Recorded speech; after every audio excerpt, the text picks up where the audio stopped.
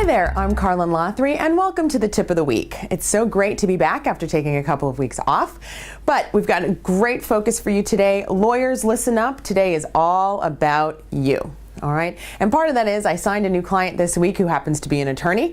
And so I figured why not do an extra bonus and talk to all attorneys. So there are two groups that I'm going to focus on today. Number one, the newer attorneys who are the associates who are trying to get assigned to more cases, trying to figure out why is it that they aren't using me?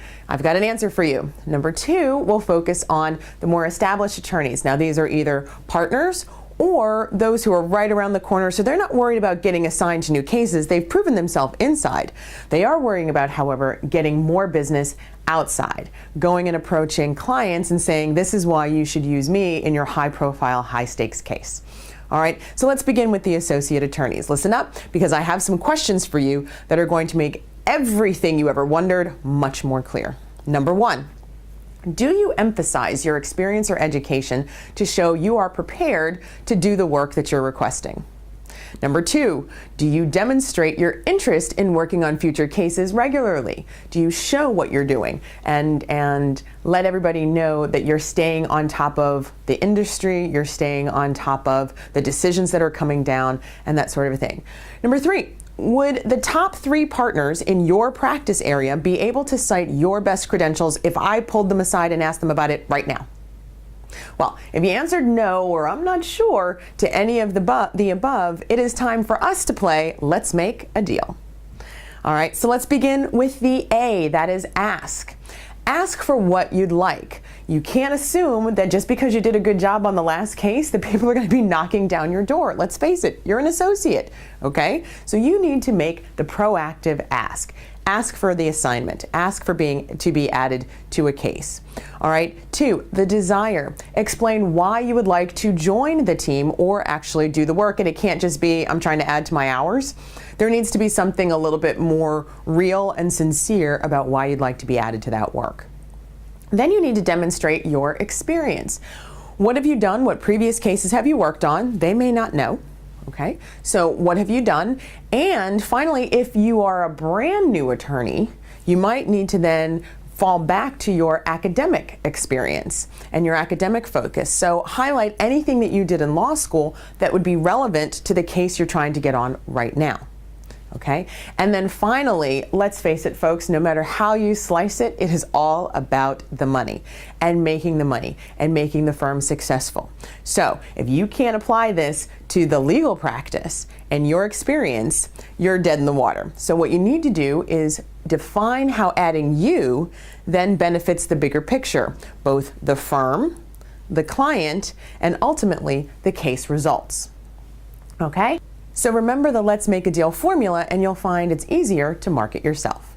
All right, now let's turn to my more experienced, well-seasoned attorneys who are looking to close the business, close the deal, make sure that you're the one that your customer or client picks to work on the next case that they have or the next contract or the next big issue that they're dealing with. Before I get to you, I want to share a little something about me. Something I normally don't tell people, but I will tell you that I'm turning 40 this year. Okay, I know, I don't look it. But I will say, oftentimes when I walk into an office and people are stunned and they're thinking, what is this kid gonna teach me? She looks 20. Okay, 40. I just happen to not wrinkle as much and cover my grays. Hey, it's what happens. All right, so if you happen to be among those in the gifted gene pool where you look younger than you are, then I can guarantee you that your potential client and your prospective customer is sitting there looking at you saying, there's no way in the world I'm gonna let this whippersnapper tell me or handle anything that has to do with millions of dollars. Never gonna happen. They may not say that to you because they're far too polite for that, and I think in most cases it's probably a little bit illegal. But what they will do is put that in the back of their head, and they want you to climb a higher mountain to prove you're ready, that you're able and capable of handling their work than the people who come before you who actually either look older or look more seasoned than you. All right, so if that is the case, and it certainly does happen with attorneys because there are a lot of really smart, very bright young men and women who achieve partner status late 20s, early 30s, and so they may also face that same challenge. If you are among those, rest assured, I have some tips to share with you that I use so that my customers who are in their late 40s, early 50s, and even 60s, help them trust me and help them have faith that I will serve their communication needs effectively.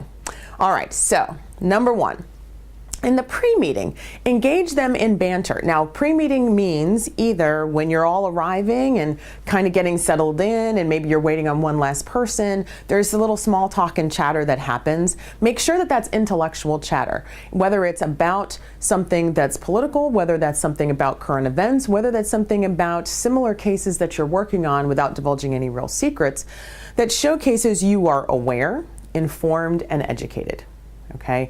Try not to default to slapstick or fun and goofy and silly in this particular instance because you are trying to establish yourself as the firm professional who's going to be responsible for their multi-million-dollar case. All right, next, play up, don't exaggerate, but play up your experience. And most importantly, play up your results. Okay, so experience meaning what you've worked on, cases you've handled, what you've served in co-chair if it's a litigating situation, any of those things, but also the results. The fact that you worked on 50 cases means nothing if you lost 49 out of the 50. Okay, so but if you have a 90% win rate, a 80% win rate, or anything else, please showcase your results. What does that mean? Even if you just give the one best client that you helped win $28 million or helped prevent them from losing $28 million. Either way, those are the things your prospective client wants to know about. And then finally, the last two are the things that happen most often. Number one, avoid weak speak. Now, weak speak are things like, I think, kinda, sorta, maybe, probably. Really, they are not paying you that kind of money for kinda, maybe, sortas, and probablys. They want to know, I'm confident that whatever it is. They want to know that you know whatever it is. And they want to know that you feel strongly about whatever advice that you're giving. Okay? If it's kinda, sorta thinking, not so much, right? Next. You want to make sure that you are maintaining a high vocal strength. This happens more often with females than with males, but it does happen on the male side as well. Ladies, what this means for you is sometimes when you're talking and then you'll feel like, oh my gosh, I'm the only girl in the room, and so the drag happens at the end of the sentences, or worse, you come up at the end of the sentences, so it always sounds like you're asking a question. And so none of that comes anything close to establishing or instilling confidence by your customer in you. It just doesn't happen. Okay, as soon as that vocal uptick, or called upward pitch, as soon as that kicks in, or what I call the vocal drag, when either of those appear, I can guarantee you your credibility dropped about 50%. So make sure that you have a very strong, very good from the diaphragm voice that carries and shows you know what you're talking about, you're confident in what you're saying, and you are the person that they can trust with their most sensitive issues. Okay, there are certainly breathing exercises that I work on with my clients that help them with that. I've got one person actually out in California right now breathing with a book on her stomach 15 minutes every day. And so those are certainly exercises I can share with you if you find that your vocal pitch is something that is hurting you rather than helping. All right, so hopefully between the associate attorneys you're playing Let's Make a Deal and my seasoned attorneys, you are strengthening your confidence and getting over your youthful look so that people really see you for the attorney that you are. And if you like what you've heard, please hit the subscribe button so that way you can catch all the tips of the week as they come up. And remember to follow us on Twitter. That's Prepare to Speak. Prepare, the number 2, speak. You can like us on Facebook. We're Facebook/Lothery Associates.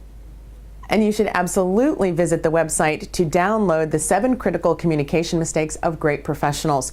Now, that is a free download, so you can get it either via video or you can download it as an audio track and put it on your iPod, listen to it while you're on the treadmill at the gym or anywhere else, or in the car or wherever you'd like. All right? So, 7 critical mistakes. Like us on Facebook, check us out on Twitter, and don't forget to hit the subscribe button so that you catch all of the tips of the week. Thanks so much for joining me. Again, I'm Carlin Lothery, and may all your communications be good ones.